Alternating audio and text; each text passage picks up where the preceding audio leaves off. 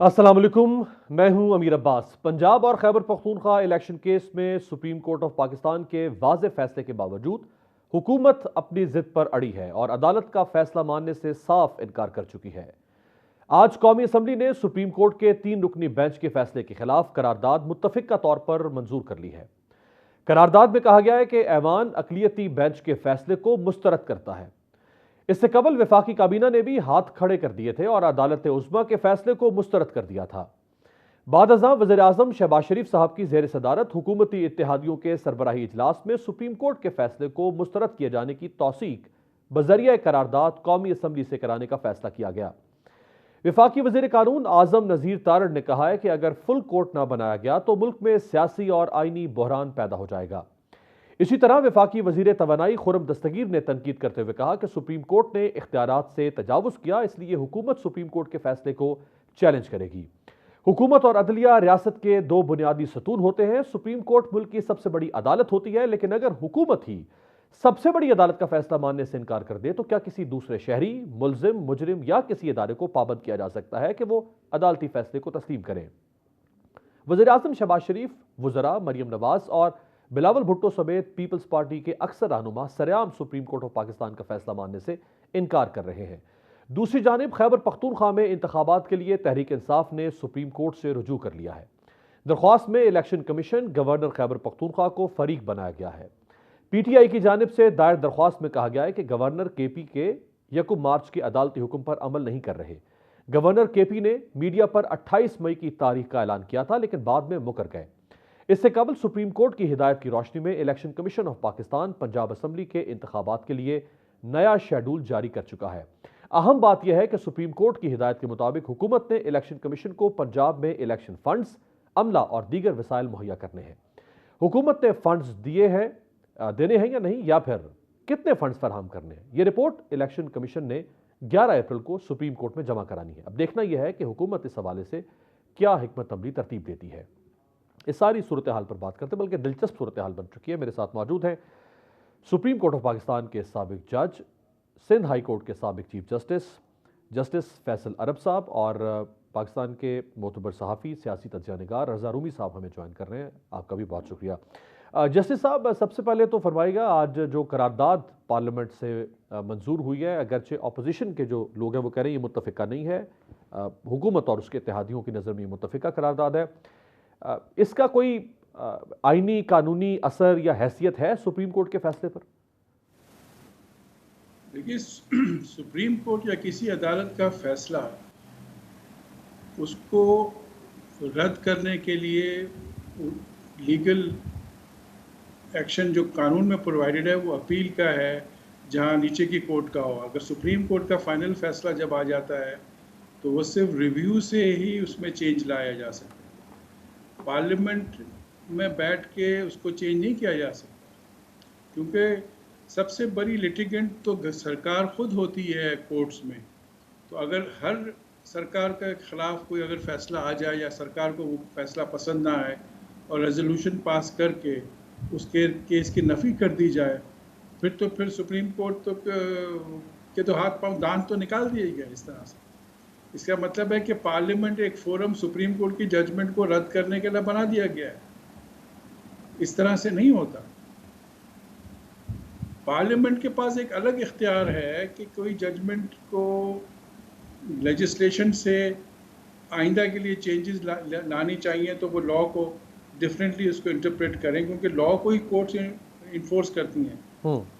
लेकिन यहाँ पे तो एक फैसला आया कॉन्स्टिट्यूशन के बुनियाद पे, तो उसकी रिव्यू फाइल कर सकते हैं बताने के लिए कि ये आइन के मुनाफी फैसला है, इसीलिए इसको नज़रसानी की जाए। वो सिर्फ कोर्ट का ही फोरम है। कोर्ट के सुप्रीम कोर्ट का फैसला सुप्रीम कोर्ट में ही रिव्यू के ज़रिए तब्दील किया जा सकता है। कोई रेजोल्यूशन पार्लियामेंट की कोई कारामद नहीं होती, कानूनी तौर पे ना ही तस्लीम की जाती है कहीं भी किसी भी दुनिया के फोरम पे। सही। रज़ा रूमी साहब, पहले काबीना ने कहा कि हम नहीं मानते फैसला, वज़ीर आज़म ने कहा हम नहीं मानते फैसला, इत्तेहादी जमातों ने कहा हम नहीं मानते फैसला, अब पार्लियामेंट के फोरम को भी इसमें शामिल कर दिया गया और पार्लियामेंट भी कह रही है हम नहीं मानते फैसला। तो ये नीचे से ऊपर या ऊपर से नीचे तक नहीं मानते फैसला, ये रविश फिर सही हम डाल रहे हैं मुल्क में, या ये नुकसानदेह होगी आइंदा? शुक्रिया। मेरे ख्याल से तो ये रविश बिल्कुल ठीक नहीं है। जैसे अभी कहा जज ने के फैसले की जो तमील करनी है वो लाजिम होती है एक्टिव अथॉरिटीज पे, बल्कि आइन तो ये कहता है कि तमाम जो ऑर्गन्स ऑफ द स्टेट हैं, जो एजेंसीज हैं, वो उन पर लाजिम होता है कि अब सुप्रीम कोर्ट का फैसला आ जाए। मगर यहाँ पर एक कंट्रोवर्सी पहले दिन से ही जो बनती रही है, और जो एक बड़ा बेंच बना और फिर वो बेंच टूटा, 2 बार टूटा, और फिर वो सुकड़ कर 3 मेंबर बेंच पर रह गया। और बारहा ये रिक्वेस्ट की अटॉर्नी जनरल ने और हुकूमत ने कि एक फुल कोर्ट बिठाया जाए जो कि इस अहम मामले की समाअत करे। वो भी नहीं हो पाया।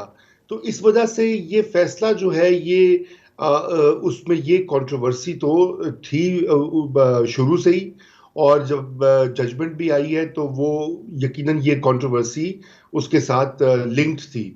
अब सवाल ये पैदा होता है कि क्या पार्लियामेंट ऐसा कर सकती है? ये देखिए, पार्लियामान कोई भी अदालती फैसले को तो ओवरटर्न कर नहीं सकती, ना ही उसको नलिफाई कर सकती है। ये फैसला अब रिकॉर्ड पर है, और मुझे नहीं समझ आती कि रूलिंग हुकूमत जो है, कोलिशन गवर्नमेंट की क्या स्ट्रेटजी है।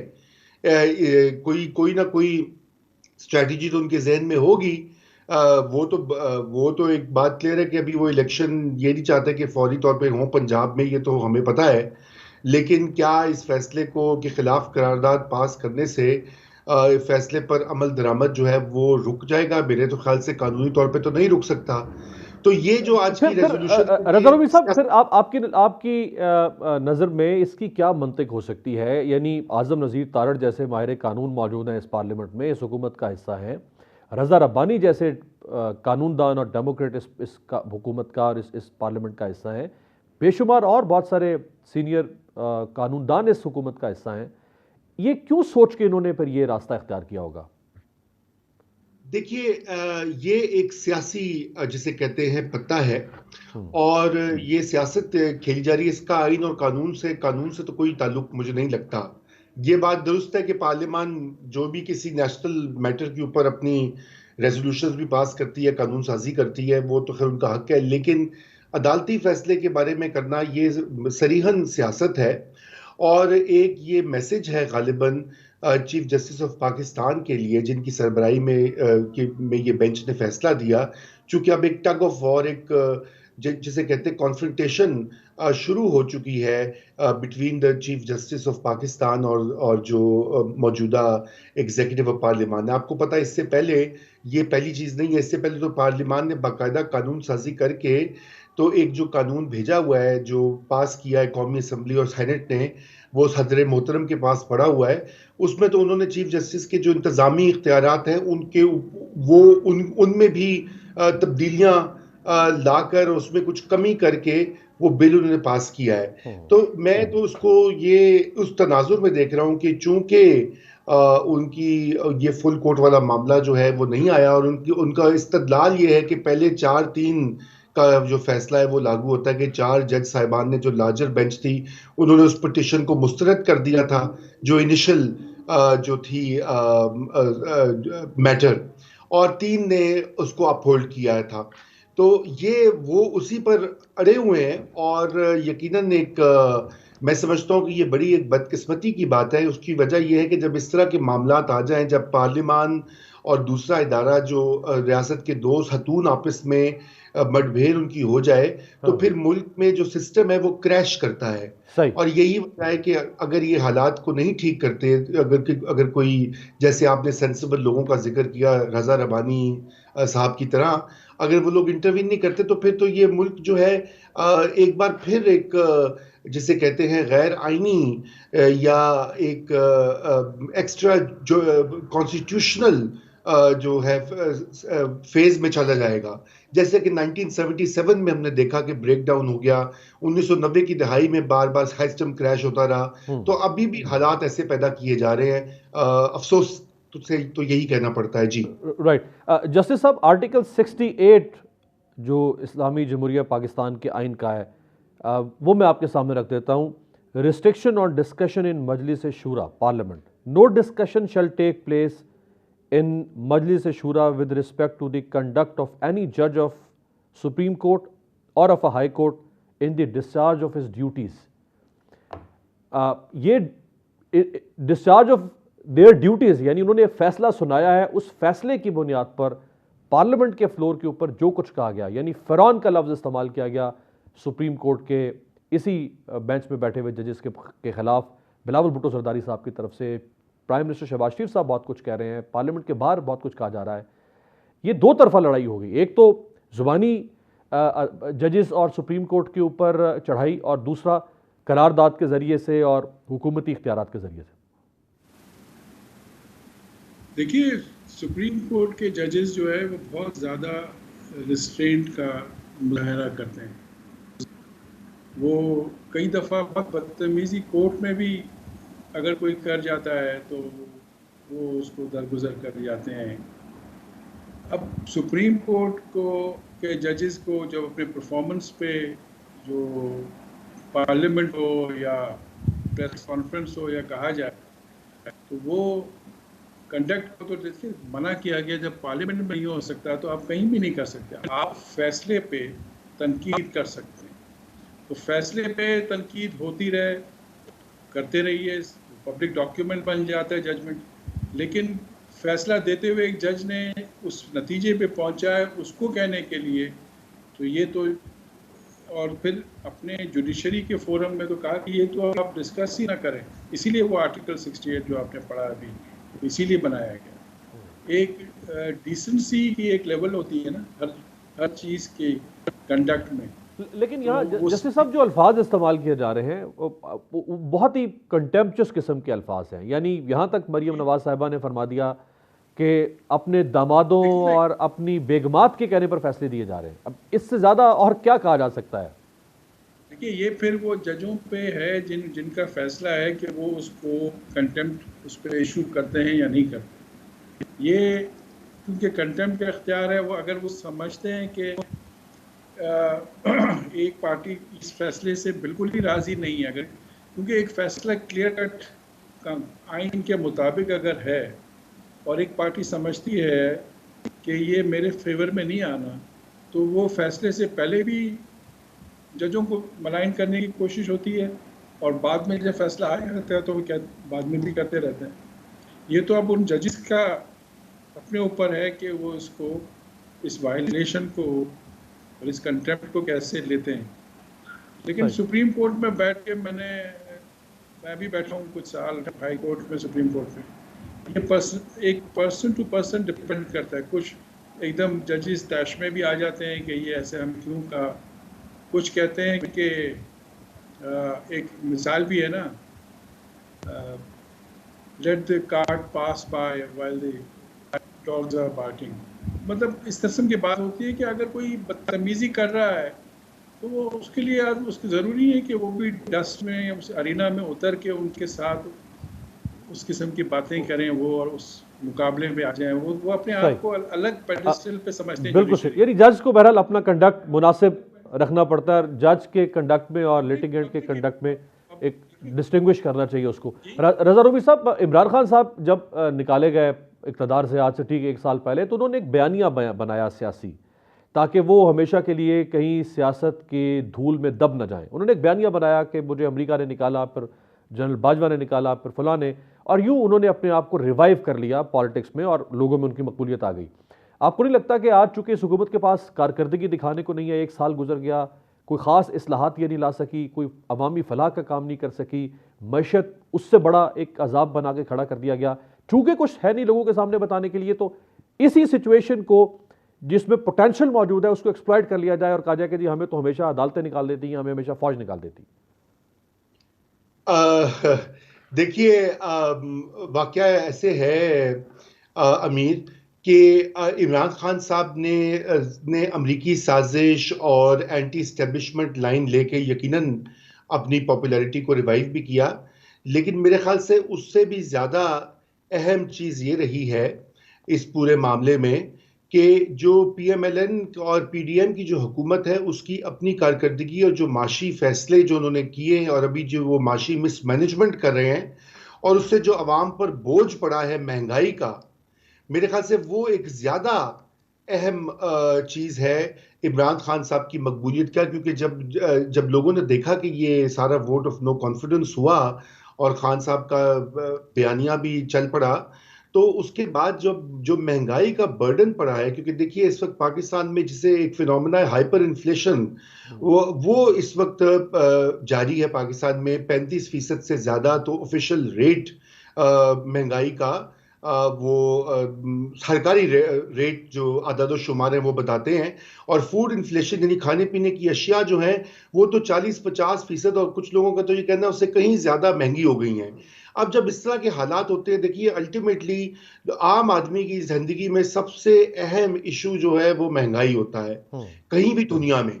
आपको मालूम है कि अमेरिका में भी पिछले साल जब इंतखाबात होने थे, अमेरिका में भी महंगाई का तूफान हुआ, तो सदर बाइडेन ने सबसे ज्यादा ये वो, क्योंकि तेल और डीजल और पेट्रोल की कीमतें ऊपर गईं, तो सबसे पहला उसका नुकसान उन्होंने ये समझा कि और उनकी मकबूलियत में कमी भी आई, तो फिर उनको वो फिक्स करना पड़ा इलेक्शन से पहले, नहीं तो वो भी इलेक्शन हार रहे थे मिड टर्म का।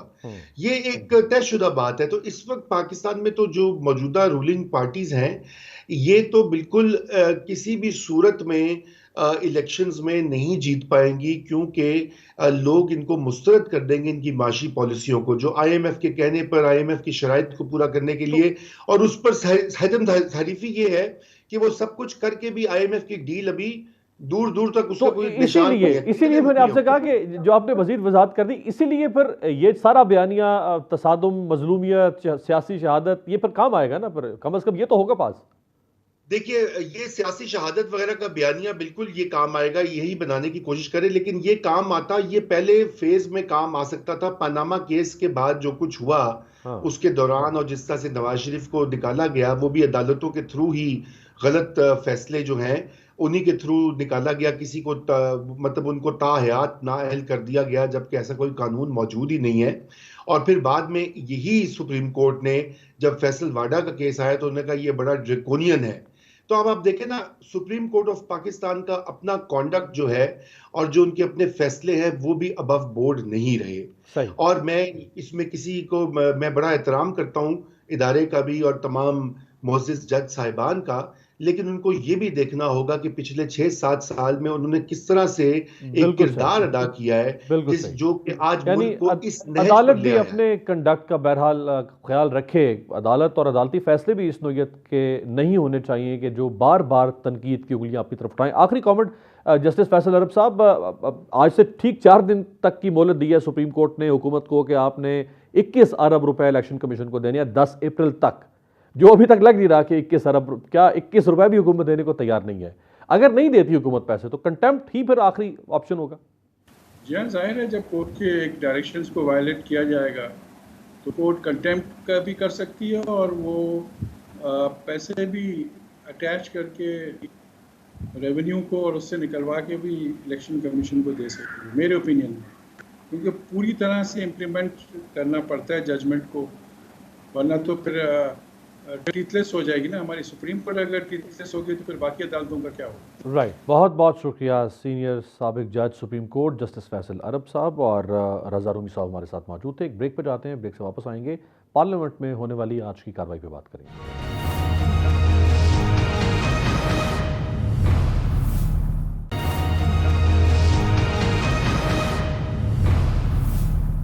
ब्रेक के बाद खुशामदेद। आज हुकूमत और उसके इत्तेहादी अदालती फैसले से बगावत कर चुके हैं। हालांकि अब से कुछ दिन कबल ही ये तमाम हजरात साबिक वज़ीर-ए-आज़म इमरान खान को अदालती हुक्म पर गिरफ्तारी देने के मशवरे दे रहे थे, अदालतों का एहतराम करने के मशवरे दे रहे थे, अदालतों के वारंट गिरफ्तारी का एहतराम करने के मशवरे दे रहे थे। अदालतों के जमानत वारंट गिरफ्तारी जारी होने पर हुकूमत पूरी रियासती ताकत के साथ वारंट गिरफ्तारी पर अमल करवाने के लिए इमरान खान के घर पहुंच जाती है।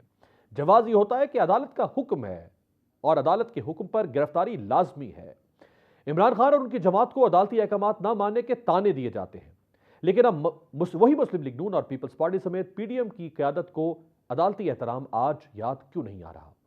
इमरान खान के सिलसिले में पीडीएम में शामिल जमातें, बिलखुसूस नून लीग और पीपल्स पार्टी, इमरान खान को क्या ताने दिया करती हैं। अगर इस मुल्क में आइन और कानून नाम की चीज है तो फिर कानून के जो हाथ हैं वो इसके गिरेबान से अब ज्यादा दूर नहीं। जब अदालतों ने कहा कि पेश हो, उस दिन से प्लास्टर चढ़ाकर टांग पे बैठा है, प्लास्टर उतरने का नाम नहीं ले रहा। और जब अदालती हुक्म पर इसको अदालत ले जाने के लिए पुलिस जमान पाक में पहुंचती है तो अंदर से जमान पाक के अंदर से पुलिस के ऊपर हमला होता है, उन पर पेट्रोल बॉम्ब्स फेंकता है, उन पर गुलेले चलाता है। तुमने जो जराइम किए हुए तुम्हें वो रोकते हैं अदालत में जाने से, तुमने जो जुर्म किए हुए तुम्हें वो रोकते हैं अदालत में जाने से। ये जो आप कह रहे हैं कि रेंजर्स आ गए, पुलिस आ गई, ये इसलिए आ गए कि वहां पर एक शख्स को घसीट के कहा जा रहा है अदालत चलो, वो अदालत नहीं जा रहा। कल तोशा खाना में अदालत में बुलाया, इसने कहा मैं नहीं आ सकता, मेरी जान को खतरा है, चूहे की तरह छुप के बिल में बैठा है। The courts are saying that he has to come to court and fight his cases, whatever cases are against them. And he says, I'm Imran Khan and I'm too important and I'm not going to turn up to court. And what we've seen over the last couple of weeks has been a complete mockery of the judicial system in Pakistan, of rule of law, of the constitution in Pakistan. कोई मौका नहीं जाने दिया जिससे कि इन्होंने पाकिस्तान के इदारों को मुलव्वस करके सियासी तौर पर ब्लैकमेल करने की कोशिश नहीं की।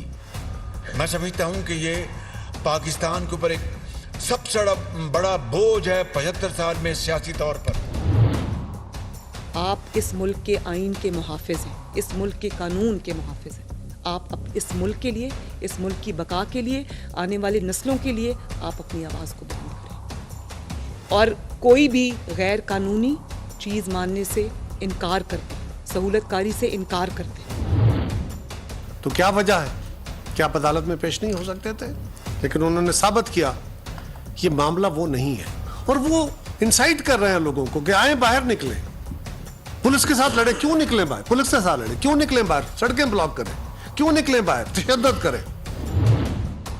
भाई अदालत ने आपके वारंट, नाकाबिल जमानत वारंट गिरफ्तारी जारी किए हैं, आप अदालत चले जाते तो ये ना जारी होते, आप कोर्ट प्रोसीडिंग को फॉलो करते और वहां से इंसाफ मांगते। दूसरों को भी तो आप यही नसीहत किया करते थे ना, याद है ना आपको? अगर कोई कानून तोड़ेगा तो कानून हरकत में आएगा और उसके मुताबिक उसका फैसला कोर्ट करेगी। अब जब आपके नाकाबिल जमानत वारंट गिरफ्तारी इशू हो चुके हैं, आपने कोर्ट नहीं जाना, तो मुझे बताएं इस्लामाबाद पुलिस क्या करे?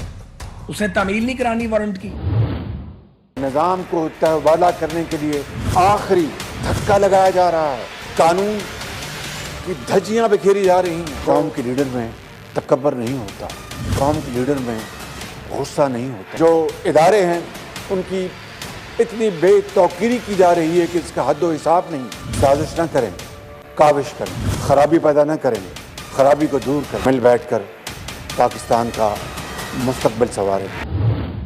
मैं देखता हूँ ना, आप मुझे बता दें ना, अब ये करके दिखा दें इलेक्शन। अकलीती फैसला तो फैसला ही नहीं होता, उसको मानना और ना मानना कैसा? आज फिर एक मरतबा 4 तारीख को अदल इंसाफ का कत्ल हुआ। 3 रुकनी बेंच फैसला जारी करेगा तो इस फैसले पे ना किसी को इत्मीनान होगा। ये आपकी मर्जी का इंसाफ है भाई, इस नाइंसाफी पर चुप रहेगी, हम चुप नहीं रहेंगे। तुहीने अदालत, तुहीने पार्लियामेंट, तुहीने आइन है। बिल्कुल पार्लियामेंट को और हुकूमत को डटकर खड़े हो जाना चाहिए। उजलत में एक फैसला किया गया और आप कहें कि इसको इम्प्लीमेंट करो। फैसला मेंटेनेबल नहीं है, उस फैसले के मुज़मरात में जो अमल उठाए गए वो मेंटेनेबल नहीं है। अगर हम मुल्क में कहीं और कोई आमरीत नहीं मानते तो हम सुप्रीम कोर्ट में भी किसी की आमरीत को तस्लीम नहीं करते। ये फैसला नहीं है, वन मैन शो है। You still have time, but don't ask us how to do it. You have created this mess. You find a way out of this.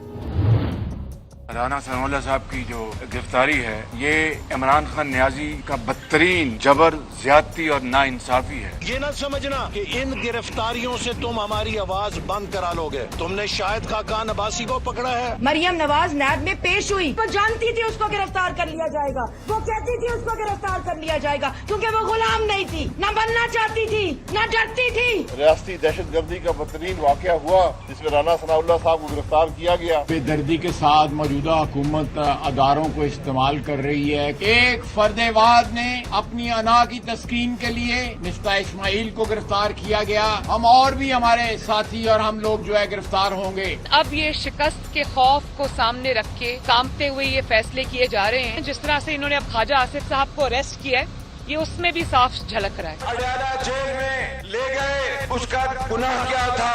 Nawaz Sharif के खिलाफ कोई करप्शन नहीं है। तुमने उस मरियम नवाज को गिरफ्तार कर लिया। बाप के सामने बेटी को गिरफ्तार किया गया। मरियम नवाज साहबा को गिरफ्तार करना। शाहिद खकान अब्बासी क्यों गिरफ्तार किया जा रहा है? मईशत के जनाजे को इन गिरफ्तारियों के पीछे छुपाना चाहता है। साद रफीक साहब को जो अरेस्ट किया गया है, ये जुल्म है। मिफ्ता इस्माइल साहब को गिरफ्तार किया गया। जिस हुकूमत को ऑपोजिशन को बंद करना पड़े, जिस हुकूमत को कारकुनों को गिरफ्तार करके बंद करना पड़े, उस हुकूमत के दिन गिने जा चुके हैं। कल तोशा खाना में अदालत में बुलाया, इसने कहा मैं नहीं आ सकता, मेरी जान को खतरा है। चूहे की तरह छुप के बिल में बैठा है। आप मुझे ये गारंटी दें कि नवाज शरीफ वापस आएंगे, उनको इंसाफ मिलेगा और उनकी जिंदगी को खतरा नहीं होगा। इन कातिलों के हाथ में उनकी जिंदगी नहीं होगी। मैं उनको शाम की फ्लाइट से बुला। सुप्रीम कोर्ट फैसला दे और आप उसको मानने से इनकार करो। ये इंसानों की बस्ती है, इंसानों की, ये हैवानों की बस्ती नहीं है। हम इसको हैवानों की बस्ती नहीं बनने देंगे, ये इंसानों की बस्ती रहेगी। राइट, इस सारी सूरत हाल पर बात करने के लिए हमारे साथ मौजूद हैं पाकिस्तान तहरीक इंसाफ के नौ मुंतखब रुकन कौमी असम्बली मोहसिन लगारी साहब। मोहसिन साहब, आप आज मौजूद थे पार्लियामेंट में, जहां पार्लियामेंट ने मुत्तफ़िका करारदाद मंजूर की और ये करारदाद बलूचिस्तान अवामी पार्टी के सरबराह खालिद मकसी साहब ने पेश की। क्या इस किस्म की कोई नज़ीर मिलती है कि पार्लियामेंट सुप्रीम कोर्ट के फैसलों के खिलाफ करारदाद मंजूर करे? एक तो थोड़ी सी आपकी तस्दीक कर दूं, मुत्तफ़िका नहीं है। मैंने और मेरे जो पीटीआई के कोलीग्स हैं, हमने उनको अपोज किया और बड़े ज़ोर और शोर से हमने उस पर नो कहा था। और उसके बाद मुझे कहते हुए शर्म आ रही है कि मुझे स्पीकर साहब को ये बताना पड़ा कि जो लोग अपोज करते हैं उनको बोलने का मौका भी देना चाहिए कि वो क्यों उसको अपोज कर रहे हैं। जहाँ तक है कि इसकी नज़ीर मिलने का मेरा नहीं ख्याल कि कभी भी दुनिया में ऐसा हुआ होगा कि दुनिया की जो किसी भी मुल्क की पार्लियामेंट जो है वो अपने सुप्रीम कोर्ट के ख़िलाफ़ एक करारदाद पास करे। मेरी तो कॉम्प्रिहेंशन से भी ये चीज़ बाहर है कि कैसे हो सकता है कि करारदाद पास हो सबसे बड़े जो हमारा हाउस है, हमारा जो ऐवान है, उसमें से सबसे बड़ी अदलिया के ख़िलाफ़। मेरी तो कॉम्प्रिहेंशन से भी बाहर है। लेकिन मेरे ख्याल में इस वक्त जो हुकूमत है उसका ये पूरा इरादा है कि वो किसी तरह तसादुम की तरफ चलें और सुप्रीम कोर्ट के साथ तसादुम करें। तो यह आज पार्लियामेंट ने ये किस रविश की बुनियाद डाली है? इस तरह तो हुकूमतों के खिलाफ फैसले आते हैं, अदालतों और हुकूमतों के दरमियान हमेशा से ये दो अलहदा इदारे हैं। अदालतों के में केस जाते हैं हुकूमतों के, वज़ीर आज़म के खिलाफ, वज़ीर आला के खिलाफ, पार्लियामेंट में होने वाली कानून साजी के खिलाफ। तो ये क्या रविश आज आपने इख्तियार किया पार्लियामेंट में? मैं बार बार फ्लोर पे भी ये चीज़ कहने की कोशिश करता रहा हूँ और आपके प्रोग्राम के तवज्जुह से सब आपके जो ऑडियंस है उनको बताने की कोशिश करूँगा कि आइन बनाना, कानून बनाना जो है वो पार्लियामेंट का इख्तियार है। The parliament is the mother of legislation. यहाँ पे हर कानून पैदा होगा, लेकिन जब वो कानून बन जाता है पार्लियामान उसके मातहत है। अगर हमें कानून नहीं पसंद, उस कानून को तब्दील भी हम कर सकते हैं, आइन में कोई तरमीमें भी हम कर सकते हैं, लेकिन जब तक वो कानून राइजुल वक्त है हम उसके पाबंद हैं। ये चीज़ मुझे समझाने में बड़ी मुश्किल होती है अपने कोलीग्स को, और उनका ये नुक्ता नज़र होता है कि पार्लियामेंट जो है वो सुप्रीम है। बिल्कुल पार्लियामेंट सुप्रीम है कानून बनाने के हद तक, लेकिन कानून बनने के बाद पार्लियामेंट उसी कानून की मातहत है। आप ये समझते हैं कि ये एक बड़ा इंतहाई कदम उठा दिया है पार्लियामेंट ने? यानी पहले हुकूमत ने काबीना के जरिए से फैसले को मुस्तरद कर दिया, अब फिर पार्लियामेंट में करारदाद के जरिए से फैसले को मुस्तरद कर दिया। हाँ, मीडिया में गैलरी प्ले करने के लिए तो ठीक है, लेकिन ये दो कदम इंतहाई कदम नहीं? इस वक्त मेरे ख्याल में जो हमारी जो हुकूमत वक्त है, पीडीएम की जो गवर्नमेंट है, जिनकी जो असेंबली के अंदर एक मेजॉरिटी है, उन्होंने पहले कैबिनेट के थ्रू ये एक कहा कि हम जो है इसको मुस्तरद करते हैं, नहीं मानेंगे, जो फिर मेरी कॉम्प्रिहेंशन से बाहर है कि कैसे हो सकता है कि हुकूमत वक्त कहे कि हम नहीं मानेंगे अदलिया के फैसले को। हुकूमत का तो काम ये होता है कि अदलिया के किए हुए फैसलों पे अमल दरामद कराए। हुकूमत अदलिया के पास तो ना कोई फौज है, ना कोई डंडा है, ना कोई पुलिस है, ना कोई जोर है, उसकी तो एक मॉरल अथॉरिटी है और वो हुकूमत के थ्रू वो उसको एक्सरसाइज करते हैं अपनी अथॉरिटी को। हुकूमत ही इधर जो है वो गलत कर रही है कि भाई हम नहीं मानते उसको, वो इस तरफ आ रही है। तो मैंने अर्ज किया, मेरे तो कॉम्प्रिहेंशन से बाहर है कि ये चीज़ कैसे हो सकती है। नहीं हो सकती, दुनिया में कहीं नहीं होगी, इसकी कहीं मिसाल नहीं मिलेगी कि हुकूमत जो है वो अदलिया के सुप्रीम कोर्ट के खिलाफ जाए। मोहसिन साहब, पीपल्स पार्टी, PMLN और जमीयत उलमा इस्लाम, इनका अग्रेसिव होना या इनका एक एक्सट्रीम स्टांस लेना समझ में आता है इमरान खान के खिलाफ या सुप्रीम कोर्ट के फैसले के खिलाफ, लेकिन बलूचिस्तान अवामी पार्टी, MQM आपके साबिका इत्तेहादी रही हैं, या वो लोग जो आपके ही लोग थे, मुनहरिफ हुए, आज भी बैठे हैं कौमी असम्बली में अपोजिशन के बेंचेस पर, उनसे आपकी बात हुई हो तो आपको क्या महसूस हुआ कि ये को अंडर ड्यूरेस इनको इसमें पड़ी? खालिद हमारे साथ स्कूल में होता था, मेरे साथ हम लोग स्कूल में इकट्ठे पढ़ा करते थे, मुझसे 1 साल सीनियर होता था। तो मुझसे आके फिर उसने मजाक में उसने कहा कि मैंने उर्दू सही पढ़ी, मतलब कि एक चीज़ लाई गई और उनको दे दिया गया कि इसको पढ़ लें। और एक और जो फिर वही प्रोसीजर्स की बात, ये जो करारदाद है इसको असेंबली में सर्कुलेट तो होना चाहिए था ना, हमें पता तो होना चाहिए था कि हम किस चीज़ के ऊपर वोट कर रहे हैं। वो भी मेरे मांगने के ऊपर, तकरीबन जब इजलास खत्म हो रहा था तो उसकी मुझे कॉपी दी गई, लोगों ने तो देखी भी नहीं कि करारदाद है क्या। तो आपको क्या लग रहा है ये अंडर ड्यूरेस जो MQM, बलूचिस्तान अवामी पार्टी, ये लोग, क्योंकि इनकी इतनी अलाइनमेंट कभी थी नहीं पीपल्स पार्टी, नून लीग या मौलाना के साथ, ये इतनी अलाइनमेंट ये विलिंगली है या अंडर ड्यूरेस लग रही है? मेरे ख्याल में तो जी ये लोग सारे मिलके इस वक्त जो इक्तदार के क्या कहूँ जी 70-78 मेरे ख्याल में 80 शायद लॉस्ट काउंट के कितने तो इनके मुशीर और कैबिनेट का मेंबर हो गया। तो ये जितने दिन भी हैं ये इक्तदार के जो भी कहें कि मज़े या इक्तदार की जो पावर है उसको एंजॉय करना चाहते हैं और उसी के ऊपर उनकी फोकस है और कॉमन इंटरेस्ट ने इनको इकट्ठे ले आए हैं। नहीं तो आप सोचें ना कि क्या चीज़ कॉमन हो सकती है पाकिस्तान मुस्लिम लीग नवाज और पाकिस्तान पीपल्स पार्टी के बारे में, किस किस्म के इनके रवैये रहे हैं एक दूसरे के बारे में। मौलाना फजलुर रहमान साहब का और पीपल्स पार्टी के बारे में कैसे उनके आपस में रहे हैं आपस में। तो इस वक्त तो ये सारे एक इंटरेस्ट, कॉमन इंटरेस्ट के लिए इकट्ठे हुए हैं। इनको लगता है इस वक्त इमरान खान जो है बहुत ज़्यादा पॉपुलर है और अपने आप को किसी तरीके से ये पॉलिटिकली जिंदा रखने की कोशिश है। मोहसिन साहब, इसका मतलब है हुकूमत कोशिश तो पूरी तरह से कर रही है कि वो इस फैसले को तब्दील करवा सके या इस फैसले को की अमल दरामद को रुकवा सके। जैसे लॉ मिनिस्टर ने कहा कि हम अभी भी फुल बेंच की बात कर रहे हैं, यानी फैसला हो चुका हुआ है, इस फैसले के बाद फुल बेंच कैसे बन सकता है? ये बहरहाल एक दिलचस्प किस्म का सवाल है। तो अगर वो कामयाब हो जाते हैं इसको रुकवाने में तो व्हाट नेक्स्ट? कैसे कामयाब हो जाते हैं मुझे समझाएं तो सही ना जी। किस तरह एक फैसला आ चुका है, अब उस फैसले पे अमल दरामद कराना है हुकूमत ने। सब पता लगेगा जिस वक्त तक कि वो हमें 11 तारीख की दी है कोर्ट ने उसके बारे में कि उन्होंने पैसों की अरेंजमेंट करनी है। अब देखिए वो पैसे उसके बारे में अरेंज अगर नहीं करते तो ये पहला कदम होगा जिसमें होगा कि हुकूमत जो है इस फैसले को अमल दरामद ना कराने के लिए अपना पहला कदम उठाएगी। जहाँ तक इलेक्शन कमीशन का ताल्लुक है, इलेक्शन कमीशन ने तो मीटिंग करके उन्होंने तो शेड्यूल को दोबारा अमेंड करके इशू कर दिया है, जैसा कि सुप्रीम कोर्ट ने कहा था कि वो जो बीच में जो दिन गुजर गए हैं वो गुजर गए हैं और बाकी वो अपील्स और वो वाला जो है सिलसिला उसको शुरू किया जाए। तो इलेक्शन कमीशन की तरफ से एक मुस्बत कदम आया है इलेक्शनों की तरफ और हुकूमत की तरफ से अभी तक यही कहा जा रहा है कि वो इस पर नहीं अमल दरामद कराने में ताउन करेंगे। तो अब जो है बड़ा क्वेश्चन ये होगा कि उसके लिए जो पैसे हैं वो अवेलेबल करती है हुकूमत के नहीं करती। वो जो सप्लीमेंट्री ग्रांट चाहिए उनको इलेक्शन कमीशन को 21 अरब रुपए की वो हुकूमत देती है कि नहीं देती। वहाँ से फिर पता लगेगा कि हुकूमत कितनी सीरियस है इलेक्शन करवाने के लिए या ना करवाने के लिए। आखिरी सवाल मोहसिन साहब, आज से इमरान खान साहब इंटरव्यूज़ शुरू कर रहे थे मुतवक्का जो उम्मीदवार हो सकते हैं पंजाब और खैबर पख्तूनख्वा में, बिलखुसूस पंजाब में। तो तहरीक इंसाफ ने शुरू कर दिया है अपना इंतखाबी मरहला, या आप अभी इसी इंतज़ार में है कि अभी भी शक है कि कहीं ये ना हो कि पहले भी हमने एक एक्सरसाइज की या फिर एक्सरसाइज शुरू करें और इलेक्शन फिर मुलतवी हो जाए? मैं इस बारे में कुछ नहीं कह सकूँगा क्योंकि मैं तो अभी असेंबली से बाहर निकल के आ रहा हूँ। मुझे इस सिलसिले में माजरत, मैं I am not in the know on this. बिल्कुल होना चाहिए और खान साहब को खुद ही लोगों को इंटरव्यू करके देखना चाहिए कि कौन सा कैंडिडेट ऐसा है जो कि पाकिस्तान तहरीक इंसाफ के नुक्ता नज़र के साथ और हमारे मिजाज के साथ चलेगा। खुद करना चाहिए। मैं इस चीज़ के बहुत हक़ में हूँ। बहुत बहुत शुक्रिया मोहसिन लगारी साहब। रुकन कौमी असम्बली पाकिस्तान तहरीक इंसाफ हमारे साथ मौजूद थे। एक ब्रेक पर जाते हैं, ब्रेक से वापसी पे पाकिस्तान की दिगरगूं मईशत पर बात करेंगे।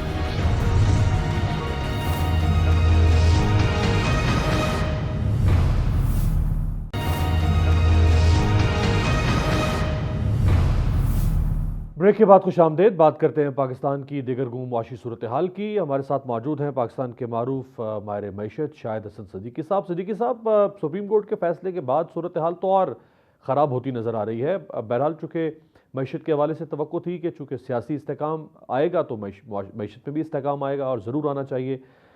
सियासी इस्तेकाम वाबस्ता था सुप्रीम कोर्ट के फैसले के साथ, और सुप्रीम कोर्ट के फैसले के बाद डॉलर मज़ीद ऊपर चला गया, महंगाई में उसी तरह से इजाफा नज़र आ रहा है।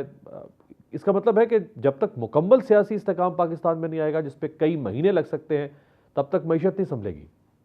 देखिए, जब पाकिस्तान में सियासी इस्तेकाम था तो कौन सी मईशत बेहतर थी? अगर पाकिस्तान की मईशत को ठीक करने में किसी को दिलचस्पी है तो इंतखाबात से पहले ये जो काम मैं बता रहा हूँ वो 3 दिन में हो सकता है। और वो ये है कि जो पाकिस्तान की मईशत को ठीक करने के लिए बुनियादी ज़रूरियात हैं, जो तीनों पार्टियों के मंशूर में शामिल हैं, लेकिन कोई भी पार्टी उस पर अमल करने के लिए तैयार नहीं होती, क्योंकि उसमें अशराफिया की मईशत है।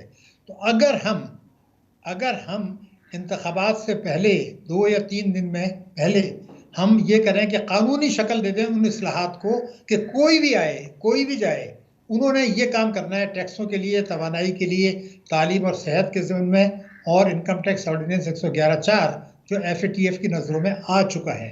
अगर ये चीज़ें हम नहीं करते तो तमाम पार्टियां गले मिल लें और ये कुरान शरीफ पर अहद उठा लें कि जो भी जीतेगा हम उसको सपोर्ट करेंगे।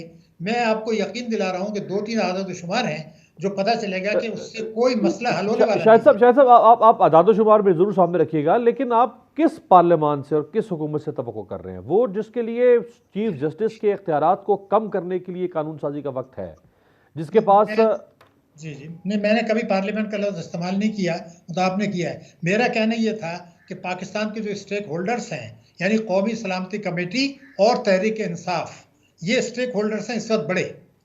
अगर ये नहीं करते, कौमी सलामती कमेटी में तीनों अफवाज के नुमाइंदे हैं और उसमें हुकूमत के नुमाइंदे हैं, और तहरीक इंसाफ जो सबसे बड़ी पार्टी है। लेकिन शायद तरजीह नहीं है ना, नहीं करते। मैं अर्ज कर रहा था सर कि इनकी तरजीह नहीं है। इनकी तरजीह ये है कि आज इन्होंने एक करारदाद पास किया सुप्रीम कोर्ट के फैसले के खिलाफ। जो आप चाहते हैं ये पास करें, वो ये पास नहीं करेंगे। वो तरजीह नहीं बन पा रही इनकी।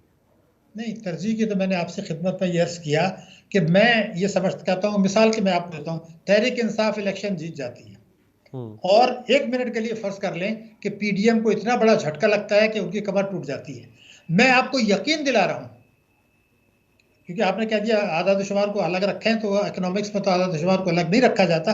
तो तहरीक इंसाफ तमाम तर कोशिशों के बावजूद मुल्क को तबाही से नहीं बचा सकेगी। एज ए पाकिस्तानी हमें ये बात समझनी होगी। इसमें ये बात डिबेटेबल नहीं है, इसमें कोई डिस्प्यूट नहीं है, ये अम्र मुसल्लमा है, सबको पता है, लेकिन शर्माते हैं ये बात करते हैं। इसलिए कि मैं आपको बता, जरा सा 1 मिनट आप मेरी गुजारिश सुन लीजिए। अगले 3 वर्षों में हमें $93 बिलियन जो हैं वो बैरूनी दुनिया को कर्जों में अदा करने हैं। कर्जों की रीशेड्यूलिंग हो चुकी है, अभी कर्जों की रीशेड्यूलिंग में गुंजाइश नहीं है। तो ये $93 अरब कहाँ से आएंगे? पहला सवाल। इसमें हमारे $95 बिलियन की तरसीलात शामिल हैं, क्योंकि हमारी इंपोर्ट जो है एक्सपोर्ट से दुगनी है। वो कोई 1-2 साल में तो ठीक नहीं कर सकता। वो $95 अरब जो हैं वो खतरात की जम में आ गए हैं, क्योंकि हुकूमत ने और स्टेट बैंक ने ये कह दिया है कि जनाब हुंडी हवाले का कारोबार बढ़ा है, जो है इंपोर्टर्स ने पैसा बाहर भेजा है फॉरेन एक्सचेंज का अपना बनाने के लिए, ताकि इंपोर्ट्स कर सकें स्टेट बैंक के अहकामात के तहत। और हमारा रुपया जो है वो 178 से फरवरी से अब ये 285 पर आ गया। तो आप तो खुद तस्लीम कर रहे हैं कि हुंडी हवाले का कारोबार बढ़ा है, तो मनी लॉन्ड्रिंग और टेरर फाइनेंसिंग और क्या होती है? आप खुद स्टेट बैंक कह रहे हैं, हुकूमत कह रही है, अपोजिशन कह रही है। तो आपके ख्याल से 2024 में FATF, जिसमें भारत उसका वाइस चेयरमैन है, वो खामोश बैठा रहेगा और वो ये नहीं कहेगा कि ये तो पाकिस्तान तस्लीम कर रहा है? और अगर आपके 2 मुल्कों से झटका लग गया, सऊदी अरब और UAE, तो हम कहीं ये नहीं रहेंगे। एक बात। दूसरी एक और गुजारिश मेरी सुन लें। मैं ये कहता हूँ कि पूरी कोशिश करके 2024 में, अगले साल, जो आपके टैक्स रेवेन्यूज आएंगे पूरी टैक्स चोरी रोकने के बाद जो मुतवक्के है, तो आप उसमें से सूबों का हिस्सा दे दीजिए। उसके बाद जो रकम बचती है उससे सूद अदा नहीं हो सकता। तो आप बताइए कि जादू का चिराग है किसी के पास? इसलिए मैं कह रहा हूं कि पाकिस्तान सबसे पहले है, पाकिस्तान पहले है, पाकिस्तान आखिर में। आप कानूनी इस्लाहात को मजबूर करें, कौमी सलामती कमेटी मजबूर करें, बल्कि अगर आप इजाजत दें तो मैं कह दूं कि सुप्रीम कोर्ट ने ये नोटिस लिया था 184(3) के तहत।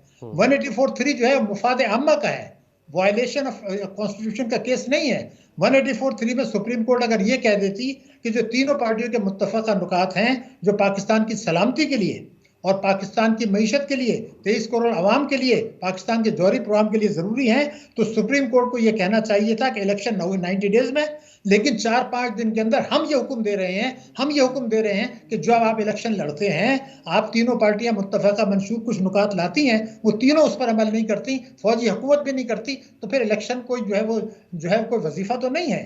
असल तो इलेक्शन के बाद आपने इस्लाहात करनी है। तो मेरा एम्फेसिस ये है, पाकिस्तान को बचाने के लिए कानूनी इस्लाहात करनी पड़ेंगी, बगैर इलेक्शन को डिले किए बगैर।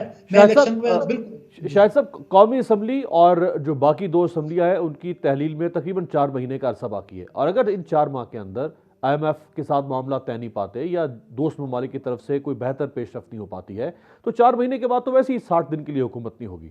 तो उन 60 दिनों के अंदर तो IMF ऐसी बात नहीं करेगा। यकीन दिला रहा हूं, ऐसा कुछ नहीं होगा। IMF से आपको पैसा मिल जाएगा। वो हमसे ज्यादा बेचैन है कि पाकिस्तान को कर्जा दें। अमेरिका भी अफोर्ड नहीं कर सकता कि पाकिस्तान डिफॉल्ट करे। सऊदी अरब ने कमिट कर लिया है कि हम पाकिस्तान को $2 अरब देने वाले हैं। चीन ने ओपनली कह दिया है कि फिलहाल यानी 2023 में किसी हालत में अपने मुफाद में वो पाकिस्तान को डिफॉल्ट नहीं करने देगा। हम ये बात क्यों नहीं समझ रहे हैं कि चीन जो है आलमी मालियाती निज़ाम में अपना हिस्सा मांग रहा है। ब्रिक्स उसने बनाया है जिसमें भारत शामिल है। उसके बाद उसने सऊदी अरब से दोस्ती कर ली है। उसके बाद बेल्ट एंड रोड इनिशिएटिव ला रहा है। तो क्या वो पाकिस्तान को इस वक्त डिफॉल्ट करने देगा? नहीं, लेकिन 2024 में वो नहीं बचा सकेगा। तो अभी कोई खतरा नहीं है कि आपको IMF से पैसे ना मिले। आपको कोई खतरा नहीं है कि जो है आपको दोस्त ममालिक से पैसे नहीं मिले। मैंने कहा अगले 3 वर्षों में, बार-बार कह रहा हूं, अगले 3 वर्षों में, जून में IMF का प्रोग्राम खत्म हो जाएगा। उस वक्त तक हम तैरते रहेंगे, आवाम को तबाह जरूर करेंगे लेकिन तैरते रहेंगे। उसके बाद क्या होगा? मैं उस तरफ तवज्जो दिला रहा हूं।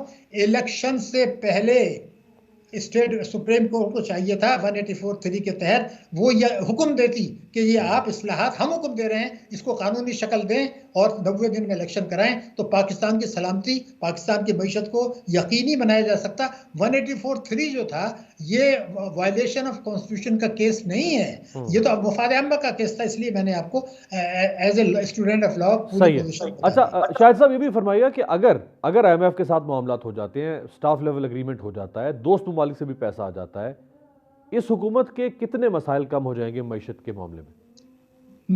सिर्फ ये कि चंद महीने के लिए बुरान जो था, डिफॉल्ट का नारा था, वो तबाह बर्बाद हो जाएगा। लेकिन मैं आपको एक जुमला बता दूं, बिल्कुल ये मजहब क्यों है कि कुफ्र का निजाम चल सकता है, कुफ्र का, जुल्म का नहीं चल सकता। इस हुकूमत ने जो जुल्म किया है कुदरत के निजाम के तहत, ये बच नहीं सकते। इन्होंने ये किया कि बहबूद, पेंशनर्स, बेवाएं, यतीम, इन सबको जो मुनाफा मिला करता था वो 14%, महंगाई 34%। यानी हर वो आदमी, पेंशनर, बेवा, यतीम, जो कि 34% महंगाई का सामना है, उसको आप 14% दे रहे हैं। बिजली गैस के नर्ख बढ़ा दिए और मालदार लोग जो हैं, ताकतवर लोग जो हैं, ट्रेजरी बिल में पैसा लगा रहे हैं 21% पर। तो मुझे आप बताइए बहबूद किसे कहते हैं? पहले तो आप ये बता दें। ये आईन पाकिस्तान के खिलाफ है, ये जुल्म का निजाम है। ये पाकिस्तानियों को समझना होगा कि आप 21% ट्रेजरी बिल पे दे रहे हैं और बेवाओं, यतीमों को, मिस्किनों को, पेंशनर्स को 14% दे रहे हैं। बहुत शुक्रिया शाहिद हसन सिद्दीकी साहब, आप बिल्कुल वजह फरमा रहे हैं कि जुल्म से मुराद सिर्फ और सिर्फ अदालतों से इंसाफ ना मिलने की सूरत में होने वाला जुल्म नहीं है। जुल्म से मुराद सिर्फ किसी एक इदारे का किसी दूसरी शहरी के साथ या एक शहरी का किसी दूसरे शहरी के साथ होने वाला जुल्म नहीं, बल्कि मुआशी जुल्म भी एक बहुत अहम जुल्म की नौयत समझी जाती है। और जिस बहबूद यानी वेलफेयर स्टेट का सवाल उठा रहे थे शाहिद हसन सिद्दीकी साहब, ये बहरहाल एक बहुत अहम सवाल है जो कई दहाइयों से उठाया जा रहा है कि पाकिस्तान एक फलाही रियासत थी लेकिन वो अपने शहरियों की फलाह में बुरी तरह से नाकाम हो चुकी है। आपसे मुलाकात होगी पीर के रोज़, देखते रहिएगा